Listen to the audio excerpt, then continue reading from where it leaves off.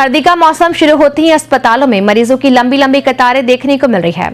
बात करें जोधपुर के पावटा जिला अस्पताल में इन दिनों सर्दी, खांसी और जुकाम की मरीजों की संख्या में बढ़ोतरी हुई है। अस्पताल के चिकित्सकों का कहना है कि चीन में फैले वायरस की वजह से सर्दी, खांसी, जुकाम के मरीज को विशेष ध्यान देना चाहिए।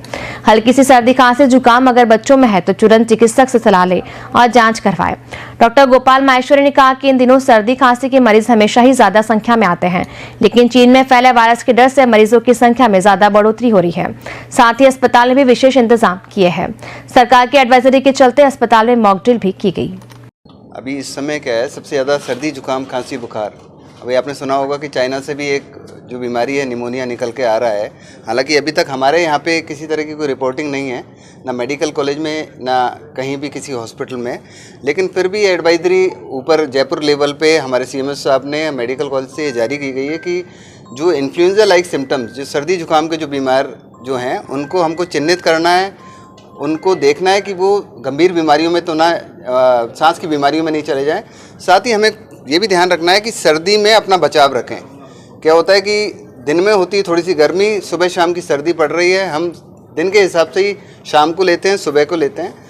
तो विशेष तौर पे ध्यान रखना है कि हम सुबह अपना बचाव रखें, कान शरीर में कुछ ओढ़ के निकलें, वॉक करने निकलें तो अपने कान में कुछ करके निकलें। खाने पीने का भी विशेष रूप से ध्यान रखना है। बच्चों में सर ज़्यादा हो रहा है इसका? बच्चों में हमेशा से ही सर्दी, जुकाम, खांसी, बुखार ज़्यादा होता है और 2-2, 5-5, 7-7 दिन लगते हैं। साथ में वायरल भी चल रहा है, बैक्टीरियल इन्फेक्शंस भी हैं।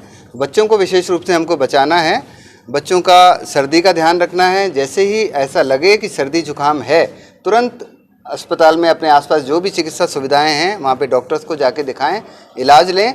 और सरकार इसके लिए और पूरा प्रशासन इसके लिए बहुत तत्पर है। हमने कल ही मॉक ड्रिल करी है ऊपर वालों के निर्देश पे, और हम ये लगातार रेगुलरली करते भी रहते हैं। हमारे पास सारी तरह की सुविधाएं हैं। हमने कुछ वार्ड भी चिन्हित कर दिए हैं दोबारा कि इस तरह का अगर कोई बीमारी आएगी तो हम उन वार्ड में, हमारे पास ऑक्सीजन बेड हैं, हमारे पास वेंटिलेटर्स हैं, हमारे पास ट्रेंड स्टाफ है, सारी उस तरह की दवाइयाँ हैं। और आगे जैसी एडवाइजरी आएगी, जैसे भी ये खतरा बढ़ेगा, उसके हिसाब से हम लोग बिल्कुल तैयार हैं।